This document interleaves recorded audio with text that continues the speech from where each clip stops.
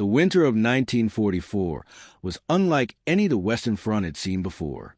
Snow fell heavily across the Ardennes, muffling the roar of artillery and the clatter of tanks.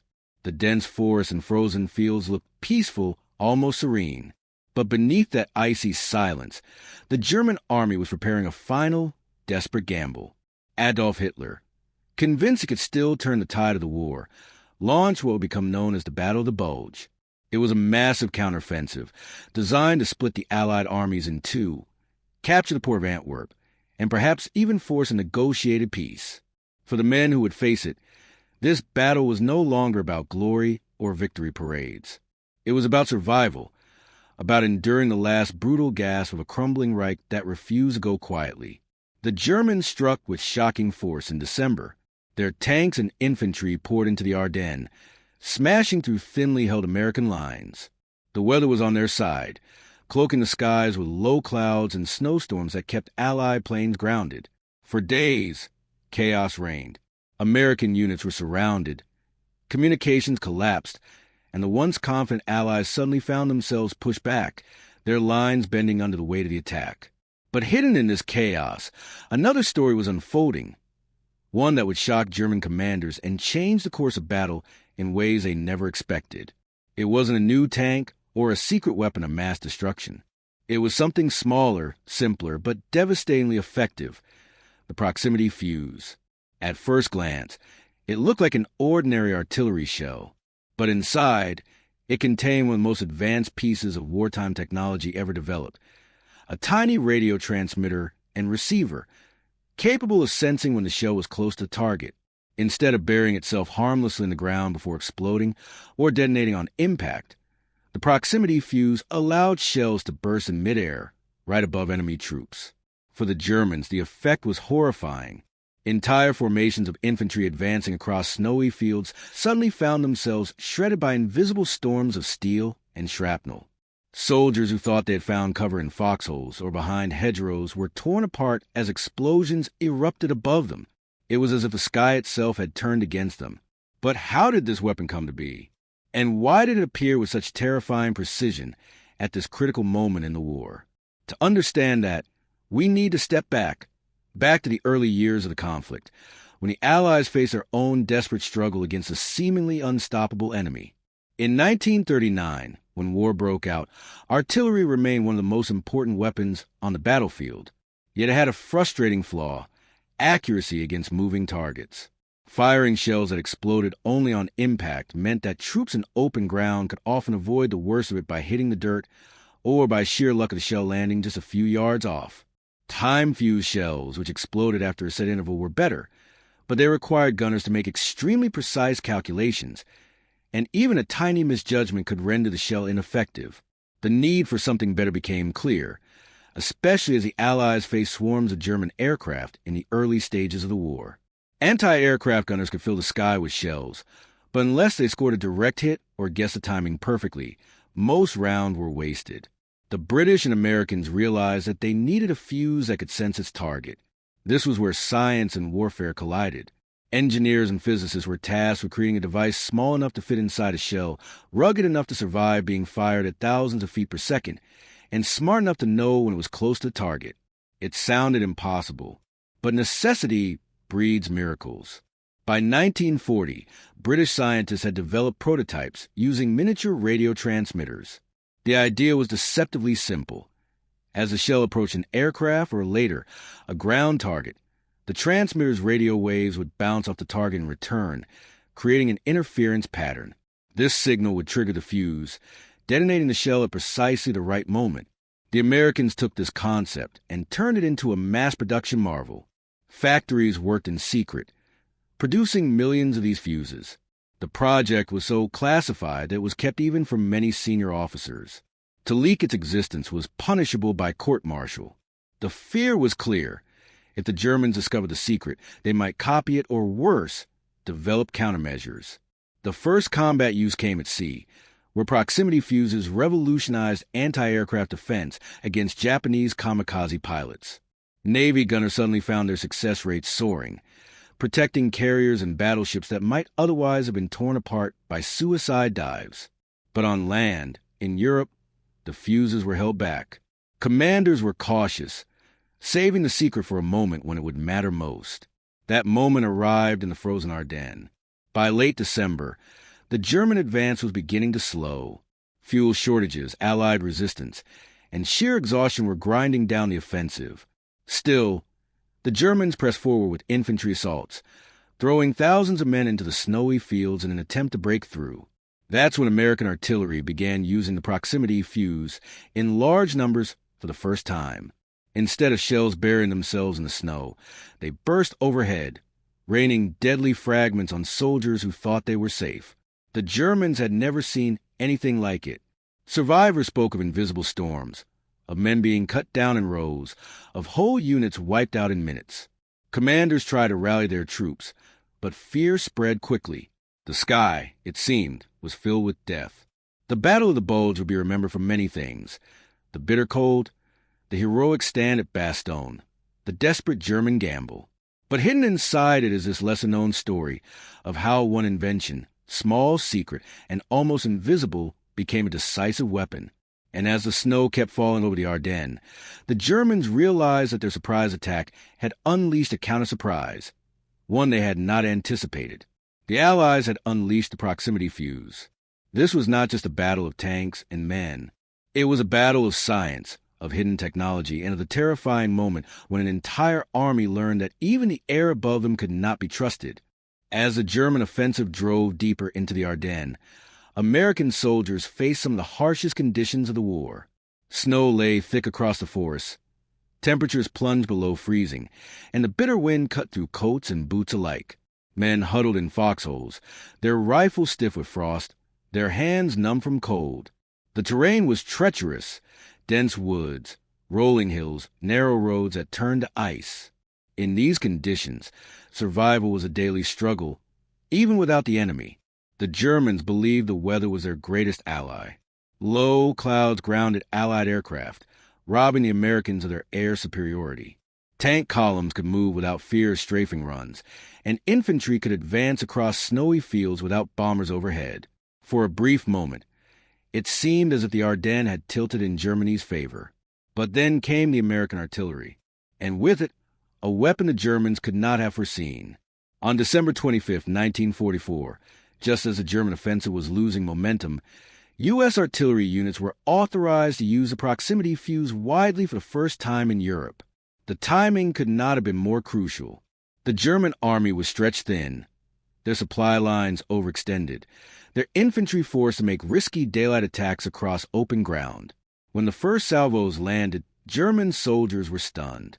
Instead of shells exploding harmlessly in the snow, or only when striking a tree or vehicle, the air above them suddenly erupted with thunderclaps.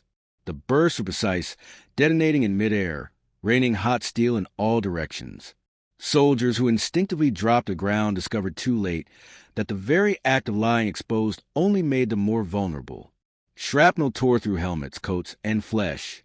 Entire platoons were caught in the open.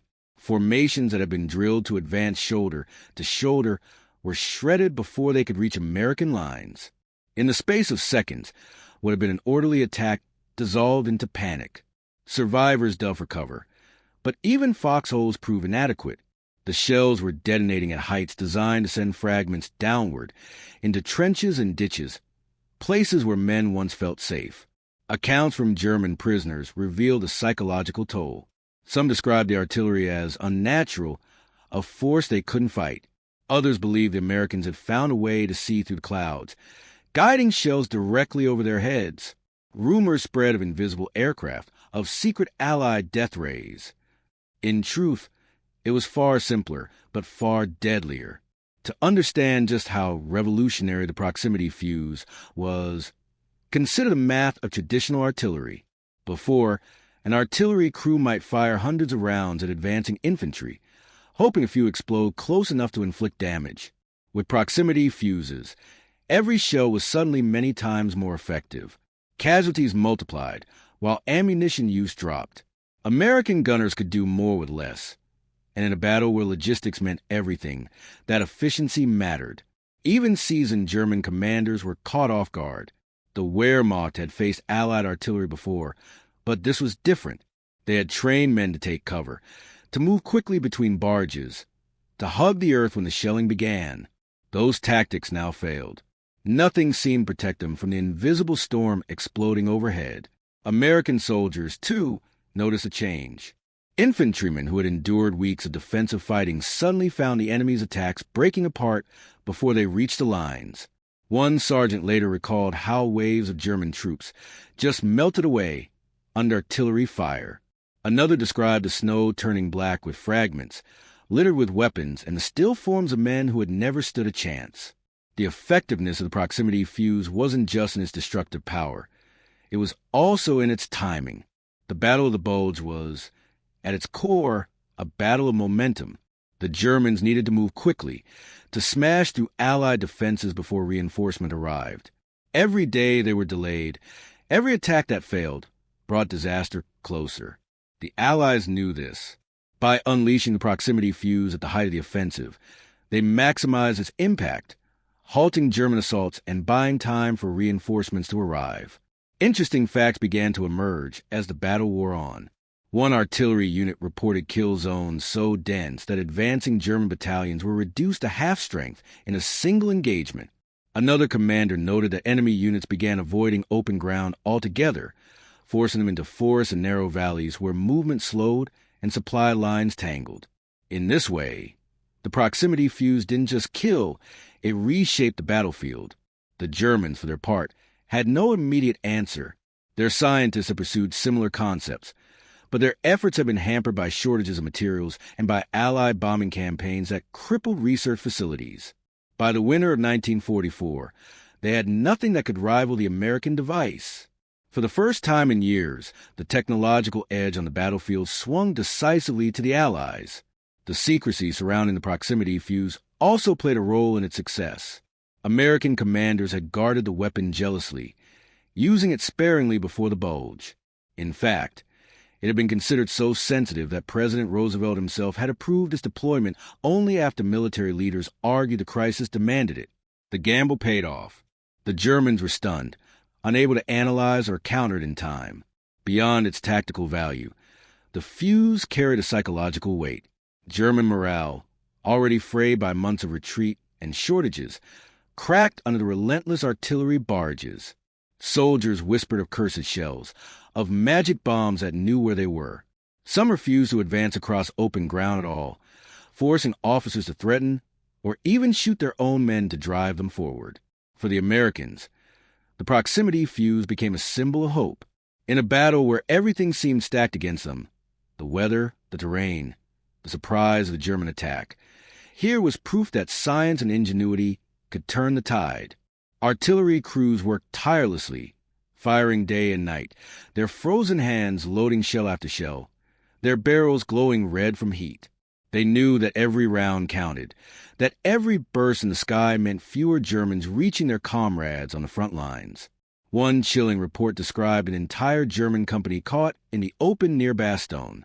Within minutes of American artillery opening fire, the snow-covered field was littered with bodies, their gray uniforms stark against the white. Survivors who tried to crawl away were picked off by bursts that seemed to follow them. The massacre was swift, brutal, and utterly demoralizing. The more the Germans pushed, the more they ran into the invisible wall of American artillery. Their dream of reaching Antwerp, of splitting the Allied armies, began to crumble under the weight of their own losses. The proximity fuse was not the only factor in this collapse, but it was one of the most decisive. The irony was striking. Hitler had launched his grand offensive believing that surprise and brute force could overwhelm the Allies. Instead, he was met with surprise of his own, one forged not in secret bunkers or massive factories, but in tiny circuits hidden inside artillery shells. As the snow continued to fall and the forest echoed with the thunder of guns, it became clear that the Battle of the Bulge was not just a clash of armies. It was a clash of ideas, old tactics against new technology, desperation against innovation. And in that clash, the proximity fuse stood as a quiet but deadly victor. By late December 1944, the Battle of the Bulge had reached its bloody crescendo. The German offensive, which had begun with thunderous momentum, was now stalling. American reinforcements were pouring in, supply lines were tightening, and the weather that had once shielded the German advance was beginning to clear. Soon, Allied aircraft would return to the skies. But even before the bombers came back, another weapon had already broken the spine of the offensive. The relentless storm of American artillery armed with the proximity fuse. The climax came around the besieged town of Bastogne. Encircled by German forces, the 101st Airborne Division held out in freezing conditions, low on food, fuel, and ammunition. The Germans threw everything they had into crushing the pocket. Artillery barges, tank assaults, waves of infantry. Yet time and again, they were stopped short, not just by the paratroopers' grit, but by the devastating curtain of fire laid down by American gunners. Imagine the scene. German columns massing at dawn, their breath clouding in the frozen air, engines rumbling in the mist. Officers shout orders, boots crunch in the snow, weapons clatter as they prepare to advance. Then the first shells scream overhead. But instead of exploding in the distance, they erupt in the sky above. Bursts of fire illuminate the clouds, jagged fragments whistle down, men scream and collapse. Entire ranks disappear in an instant. Survivors scatter, disoriented, only to be caught by the next wave of detonations. For those inside Bastogne, each distant boom was a lifeline. They knew the artillery was their shield, the unseen barrier keeping the enemy at bay. And though they could not see the secret inside each shell, they felt its effect in every failed German assault. Elsewhere across the Ardennes, the pattern repeated. At critical road junctions, in snow-covered valleys, in the open fields where German troops tried to regroup, the proximity fuse turned the very air into a killing ground. Even when German tanks advanced, their supporting infantry often melted away under the barges, leaving the armored beasts exposed and vulnerable. Tanks without infantry were easy prey, hunted down by bazookas, mines, and anti-tank guns. The Germans, once masters of combined arms warfare, now found their doctrine collapsing. What use was discipline or tactical precision when the sky itself seemed to explode? Survivors spoke of the terrifying randomness of it. Death arriving not from the front, but from above, impossible to predict or avoid. By early January, the great gamble was unraveling. Fuel shortages crippled German mobility. Reinforcements from General Patton's Third Army were smashing into the southern flank of the Bulge. And everywhere, artillery with proximity fuses bled the German formations white. General George S. Patton himself was among the first to recognize the weapon's decisive impact. He later wrote that the proximity fuse was one of the most important new developments in the history of warfare. Coming from a man who had witnessed the full span of mechanized conflict, it was high praise indeed. But the importance of the proximity fuse went beyond the tactical. It symbolized something larger, the marriage of science and war, of technology and survival. The United States had poured vast resources into research and development, from radar to code breaking to the atomic bomb. The proximity fuse, though smaller and less famous than those, was no less revolutionary. It demonstrated how tiny innovations could alter the fate of armies. Consider the statistics. Estimates suggest that the proximity fuse increased artillery effectiveness by as much as 5 to 7 times. What once required a dozen shells might now take only 2. That efficiency saved lives, not just American lives, but Allied lives across the front. By breaking up German attacks before they reached the lines, fewer infantrymen were forced into desperate hand-to-hand combat. Fewer villages were overrun. Fewer civilians were caught in the crossfire. The Germans themselves later admitted the psychological shock. Reports captured after the war described the shelling as catastrophic and demoralizing. One officer confessed that entire units refused to move in daylight once they realized the Americans possessed a new kind of fuse. In an army already stretched thin, such paralysis was fatal. And yet, the proximity fuse remained a secret weapon almost at the very end. Even after its devastating debut at the Bulge, Allied commanders were careful to limit its use outside critical operations, fearing the technology might fall into enemy hands. It was a paradox, a weapon so powerful it could not be used freely, yet so decisive it changed the outcome of battles. By late January 1945, the Bulge was closing. The Allies had retaken the ground lost in December. The German army was retreating, and Hitler's last gamble in the West had failed. The Reich, had spent its final reserves of men and tanks, and the road to Germany now lay open. From the east, the Red Army was already surging forward. The war's end was now only a matter of months. Looking back, it is easy to see the Battle of the Bulge as inevitable, a desperate act doomed from the start. But at the time, nothing was certain. In those frozen forests, the fate of the Western Front hung in the balance. Had the Germans succeeded in breaking through, had Antwerp fallen, the war might have dragged on far longer, with unimaginable costs. Instead, the Allies held, and the proximity fuse was one of the invisible hands that tipped the scales. The story carries an eerie lesson. Warfare is often imagined as a contest of courage, of numbers, of strategy. But sometimes it is the unseen, the overlooked, that proves decisive. In the Ardennes, it was not the biggest tank or the bravest charge that turned the tide, but a tiny circuit buried inside a shell, a fuse that sensed its enemy, that burst at just the right moment, that brought death from the sky. For the Germans, it was a shock they never recovered from. For the Americans, it was vindication, proof that science could save lives, that ingenuity could defeat even the most determined foe. And for history, it was a turning point, one of those moments when technology reshaped the battlefield in an instant. As the guns of the Bulge finally fell silent and the snow-covered fields filled with the stillness of death, the survivors could scarcely comprehend what they had witnessed.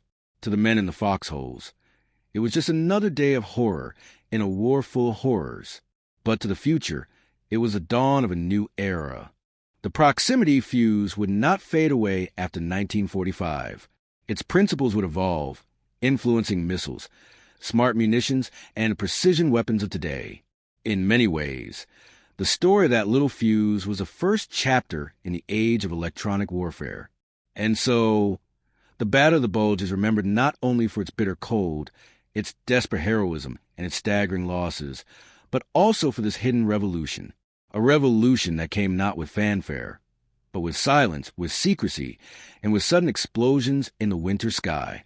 The Germans had surprised the world with their last great offensive, but it was they, in the end, who were surprised when proximity fuses wiped out entire formations, when the snow turned red with the cost of their gamble, when the final chance for victory was snatched away by a weapon they never even saw.